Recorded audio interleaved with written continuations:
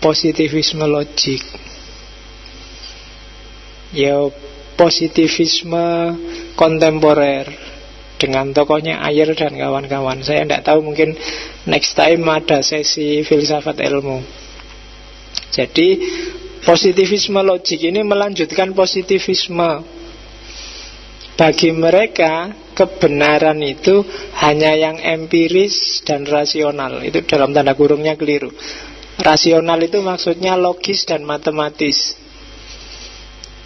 Hanya itu aja yang disebut benar dan ilmiah. Di luar itu, yang metafisika, yang ngomong yang gaib-gaib, itu meaningless. Meaningless itu bukan berarti keliru, tapi tidak ada artinya. Nggak bisa dibuktikan salah, nggak bisa dibuktikan benar. Meaningless. Capek loh kamu, tiwas capek bahas, ngapain? Nah, ini jenis agnostik juga. Ngapain kamu capek-capek bahas tentang Tuhan itu? Nulis buku berjilid-jilid tentang Tuhan. Wong sama-sama nggak ngerti aja kok. Wong sama-sama ngarang. Kenapa ngarang? Wong kita juga tidak tahu hakikatnya seperti apa. Nulis buku tentang surga neraka tebel-tebel, kayak gimana surga neraka kita juga tidak tahu. Meaningless. Diskusi agama, diskusi eskatologis, diskusi tentang Tuhan itu meaningless, itu bukan berarti salah. Cuma nggak bisa didiskusikan, nggak ada artinya, nggak ada gunanya, tiwas capek. Mungkin benar, tapi kalau kamu bahas sampai ngeyel juga capek paling. Kalau kamu bilang hati-hati loh ya di masjid ini, wow serem itu kan gaib, tidak bisa dibuktikan empiris rasional. Mari kita buktikan sekarang. Nggak ketemu, jangan dibuktikan beneran loh. Nanti kamu takut sendiri. Biasanya kan kamu gitu. Nah, terus kira-kira kayak gimana ya buktinya? Ya tidak ada, wong namanya aja gaib. Tidak fisik, tidak empiris, tidak rasional. Kalau kamu mau membuktikan, mau membahas, mau mendiskusikan, nggak ada gunanya. Meaningless. Meaningless saya bilang tadi nggak mesti salah. Tapi ngapain capek-capek untuk sesuatu yang tidak ada bukti fisiknya dan nggak masuk akal. Termasuk tentang Tuhan, tentang surga, neraka, malaikat, setan, jin, iblis, dan kawan-kawan. Saya pernah ada diskusi panjang mulai jam 8 pagi sampai jam 4 sore. Temanya cuma satu, apa bedanya jin, iblis, dan setan. Lama sampai ngantuk-ngantuk itu bahas, wah, dalil, ayat. Kelihatan luar biasa memang. Tapi kalau dipikir-pikir meaningless. Ya sampai terakhir juga tidak jelas apa bedanya. Wajahnya juga kayak gimana nggak tahu, jin, iblis, setan kayak gimana. Ya kan, ada yang pokoknya jin itu tinggi besar. Kalau setan itu nggak setinggi jin, penjelasannya bisa sampai kayak gitu. Apa itu? Ya, tidak jelas, meaningless. Kita juga melongo aja kan dengerin. Wong yang nggak lihat fotonya, nggak lihat gambarnya. Itu meaningless. Begitu ada gambar foto-foto ini jin yang kefoto di Gua Hiro. Tapi ini nggak aslinya, karena dia bisa ngerubah-ngerubah bentuk. Ayah podo wae. Akhirnya juga tidak ketemu aslinya. Iblis itu nenek moyangnya. Kalau jin itu pokoknya bola teorinya betul-betul mulai jam 8 sampai jam 4 sore itu bahas itu. Jadi narasumber iblis apa setan siji mungkin beres. Cuma ya ndak ada narasumbernya orang baik-baik semua, jadi ya ndak ngerti dunianya iblis. Kurang setan dikit yang jadi narasumber. Oke. Ya siapa ngerti lagi narasumber terus kesurupan itu kan beres. Harusnya ngundang yang di TV-TV itu kan terus dia cerita sendiri, aku iblis, aku itu kayak gini, mungkin bisa. Tapi kan meaningless. Hal-hal yang tidak mungkin dijangkau secara empiris dan rasional. Maka positivisme logik juga merintis lahirnya agnostisisme. Tuhan mungkin ada, mungkin nggak ada, tapi kita nggak bisa membuktikan secara empiris dan rasional. Nah, setelah dari sini ya monggo, kamu mau tetap percaya apa tidak percaya, apa 50-50 tadi. Bagi mereka membuktikan paling gampang itu ya verifikasi, membuktikan adanya. Kayak ini misalnya, teh ini manis, tinggal diminum dirasakan. Iya, ternyata manis. Verifikasinya sah, dibuktikan kebenarannya. Nah, ada lagi ideologi lawannya positivisme logik, tapi juga sama agnostiknya. Namanya falsifikasi Popper. Falsifikasinya Popper itu sebenarnya lanjutan positivisme logik, cuma pembuktiannya bukan verifikasi, falsifikasi. Kenapa kok tidak verifikasi? Katanya Popper, ya justru ilmu itu berkembang karena falsifikasi, dibuktikan salah. Kalau teorinya gula ini manis, dibutuhkan manis, selesai, nggak nambah apa-apa. Ilmu pengetahuan itu berkembang kalau teori awal bilang gula ini manis, ternyata begitu diminum, loh kok pahit, ganti teori kan, berkembang, ada teori baru, teori baru. Teorinya burung gagak itu hitam, iya, tapi kalau ketemu gagak hitam, oh iya benar. Ketemu lagi gagak hitam, oh iya benar. Nggak ngerubah apa-apa, nggak nambah ilmu, nggak nambah teori. Tapi justru teori ilmu itu berkembang karena falsifikasi. Sopo ngerti ada yang lihat, lo ada gagak warnanya kuning, lo ada gagak warnanya putih, teori baru muncul. Maka katanya Popper, yo prinsip pengetahuan itu falsifikasi, bukan verifikasi. Awalnya persis kayak positivisme logik, cuma bedanya di mode pembuktiannya. Ini juga sangat agnostik karena ukurannya positif, rasional dan empiris. Yang tidak rasional empiris tidak bisa difalsifikasi. Ya itu tak kasih contoh, kalau semua burung gagak warnanya hitam, gampang kan nyari burung gagak yang tidak hitam, beres. Tapi kalau di agama bilang semua burung gagak itu bertasbih pada Allah, itu memfalsifikasi ini susah. Kayak gimana ya, kapan kita nemu burung gagak, lah itu nggak tasbih, itu bingung. Ya kan, langit dan bumi semua bertasbih, kira-kira kapan ya langit itu capek terus nggak tasbih, lah itu buktinya pas nggak tasbih, nggak iso. Atau agama bilang orang yang selalu mengalah dan sabar itu akhirnya akan sukses, sesuai firman Allah misalnya. Loh, itu dibuktikan salahnya luar biasa, kamu tidak akan ketemu. Kalau ada orang sabar kemudian ngalah kok tidak sukses, kamu akan bilang tunggu aja, nanti akhirnya dia mesti sukses. Allah tidak akan bohong. Sampai mati gitu juga masih belum mau. Tenang aja, di akhirat derajatnya tinggi dia, tidak ono salah blas. Kalau nggak ada salahnya kayak gini, ya berarti apa? Tidak ilmiah, tidak bisa difalsifikasi. Maka semua hal termasuk tentang Allah kan juga gitu. Allah itu sangat sayang pada hambanya. Kalau ada orang jungkir balik hidupnya luar biasa susah, loh itu salah satu bentuk sayangnya Allah. Loh, kita aja yang tidak paham. Kan selalu begitu. Kita aja memahaminya secara sempit. Sopo ngerti dia ujian kayak gitu nanti justru ora ono salahe wis. Ketika tidak ada salahnya sama sekali, berarti apa? Tidak bisa difalsifikasi. Allah itu sayang sekali sama kita. Tiba-tiba ada gempa, 8.000 orang tewas seketika. Terus kamu bilang itu salah satu bentuk sayangnya Allah. dia langsung, yang mati itu langsung diangkat ke surga. Ya wis bola. Kapan kelirunya klaim itu? Kalau nggak ada kelirunya nggak bisa difalsifikasi. Maka berdasarkan ini juga kecenderungannya terus juga jadi agnostik. Teori selanjutnya dari Popper.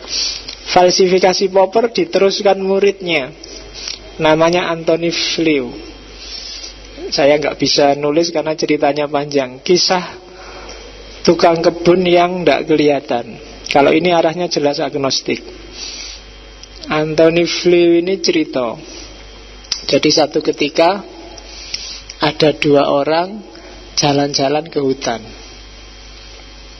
Begitu nyampe di tengah hutan, dia lihat, ini kok ada taman bagus sekali ya. Bunga-bunganya tertib, tertata, teratur. Ini mesti ada yang nata, ada tukang kebunnya mesti. Terus berdua, gimana? Kita tunggu aja ya. Siapa ngerti nanti tukang kebunnya datang. Ditunggu di situ, tukang kebunnya nggak datang-datang. Temannya yang satu bilang, ini mesti tukang kebunnya sakti ini, nggak kelihatan.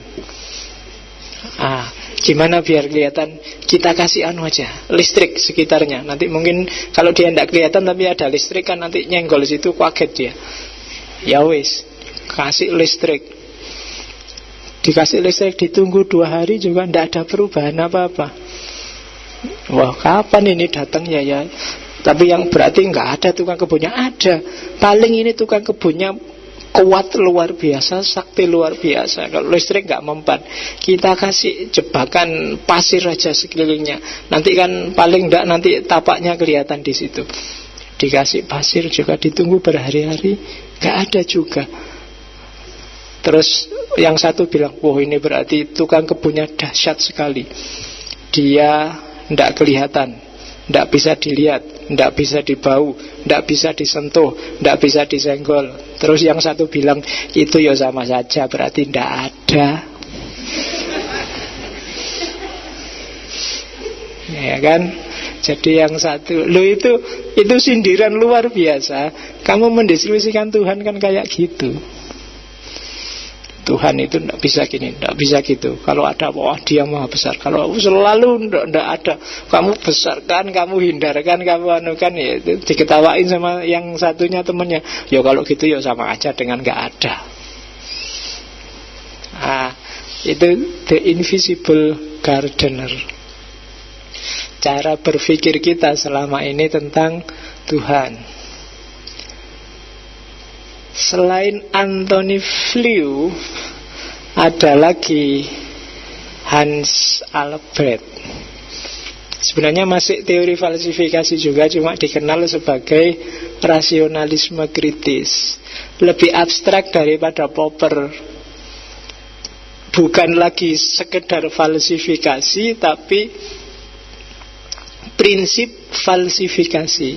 Jadi nggak harus ada falsifikasinya, tapi asal bisa dikenai prinsip falsifikasi berarti sesuatu itu rasional. Kalau enggak ya enggak. Misalnya kayak ini tadi, gula ini manis. Meskipun nggak usah tak minum, pernyataanku gula ini manis ilmiah. Kenapa? Ada falsifikasinya. Falsifikasinya apa? Kalau gula ini pahit, bandingkan dengan tadi, Tuhan itu maha penyayang. Ini kan tidak ada falsifikasinya. Nggak ada. Lah kapan Tuhan nggak penyayang? Tidak ada, dia selalu penyayang. Itu tidak ilmiah. Kalau ini, lah kapan pernyataan gula ini manis salah? Kalau gula ini pahit, kan ada, berarti ada falsifikasinya. Kalau ada falsifikasinya berarti rasional.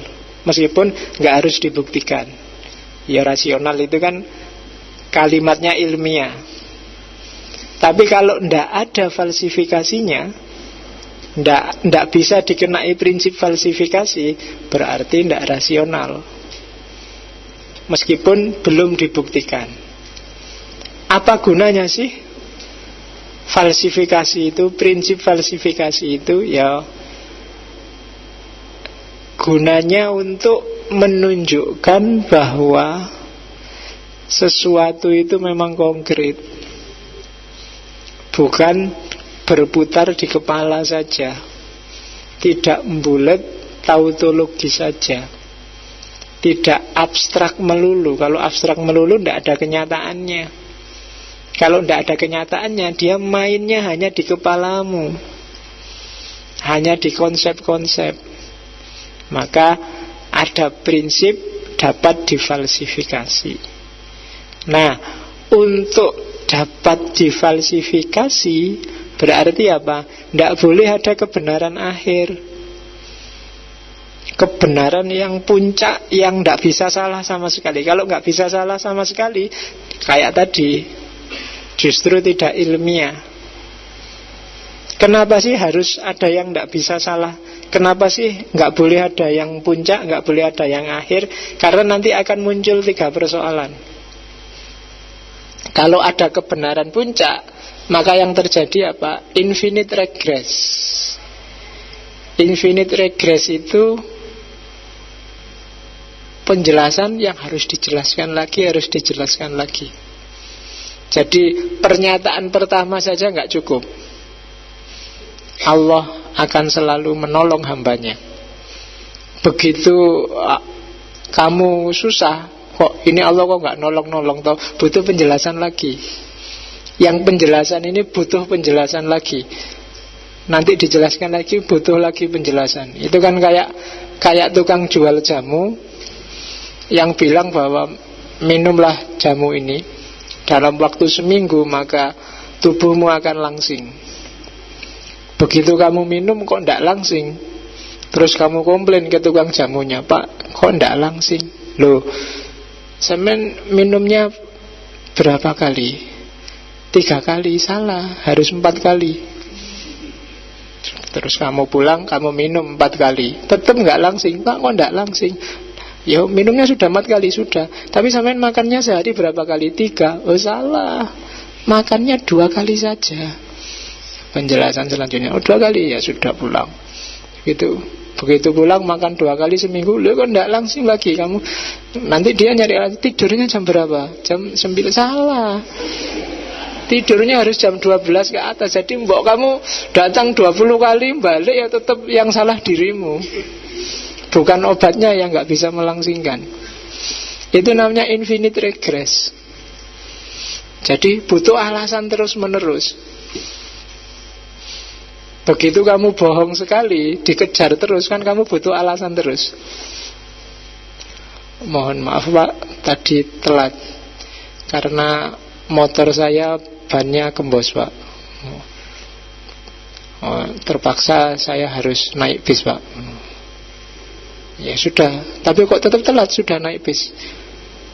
Bisnya mogok juga Pak. Karena itu ya akhirnya tetap telat. Lah bisnya mogok kok tetap kamu naik ya Pak. Sudah saya ganti bis Pak, tapi bis selanjutnya juga gitu juga Pak. Terus kamu akan bikin kebohongan-kebohongan. Infinite regress. Tentang Tuhan kan juga begitu. Kok aku ini sengsara, katanya Tuhan itu penyayang. Ah bukan. Tidak selalu kok Tuhan itu ngasih musibah itu untuk musibah. Kadang-kadang ujian. Tenang aja. Orang diuji itu berarti mau naik kelas, dan kamu sabar terus. Ini kapan naik kelasnya Pak? Sudah bertahun-tahun aku susah ini kan. Loh yang sabar aja. Orang sabar itu akan nemu kemuliaan. Kamu tunggu sampai mati, ya nanti kiaimu bilang alhamdulillah kamu ahli surga ini nanti. Jadi tidak ada habisnya. Karena kebenaran ini dianggap final, butuh penjelasan lagi. Itu yang pertama. Yang kedua, yaitu tadi, biasanya kamu jatuh dalam lingkaran setan logika. Kamu terpaksa harus merasionalkan apapun. Ilmu kalam lah. Ilmu kalam itu kan lingkaran setan logis tentang agama. Dijelaskan. Besok kita bisa lihat Allah enggak? Debat enggak karu-karuan. Ya enggak mungkin bisa lah. Allah itu kan gaib, non fisik, sementara mata ini fisik. Enggak bisa lihat Allah yang satu. Allah itu kan maha kuasa. Mata ini lihat Allah apa susahnya? Allah kan bisa mengejawantah diri jadi fisik. Lah, tidak bisa. Kalau Allah jadi fisik, dia turun derajatnya. Nanti ada yang serupa dengan Allah. Diskusi tidak karu-karuan. Padahal tidak jelas besok kayak gimana. Seolah-olah serius akan bisa lihat apa tidak bisa lihat. Padahal itu cuma kira-kiranya logika. Dan bisa bunuh-bunuhan gara-gara itu kan. Quran itu kodim apa makhluk? Itu kan metafisik. Tapi kan zaman itu Quran kodim apa makhluk itu kan bisa membunuh ratusan ulama. Mihnahnya Mu'tazilah. Itu sebenarnya lingkaran setan logika aja, tergantung cara mikirnya. Apakah yang dimaksud Quran itu yang cetakan Surabaya apa Semarang itu, apa kalamullahnya, apa yang wahyu diterima Nabi yang ditulis, apa yang mana, kan tidak jelas. Tapi kan pokoknya ditanya, Quran makhluk apa kodim? Yang jawab makhluk disiksa, yang jawab makhluk diterima, yang jawab kodim disiksa, zaman Mu'tazilah. Dan yang terakhir, biasanya kalau sudah putus asa, orang yang ngomong kebenaran mutlak, kebenaran akhir itu, jalan paling akhir adalah dogmatisme. Dah, nggak usah banyak cerewet, diterima aja. Dogmatis. Nggak usah banyak tanya. Ini agama, basisnya iman, jangan cerewet. Mau percaya monggo, nggak mau percaya monggo. Cuma kalau nggak mau percaya, ya siap-siap besok dipanggang di neraka kamu. Dogmatis.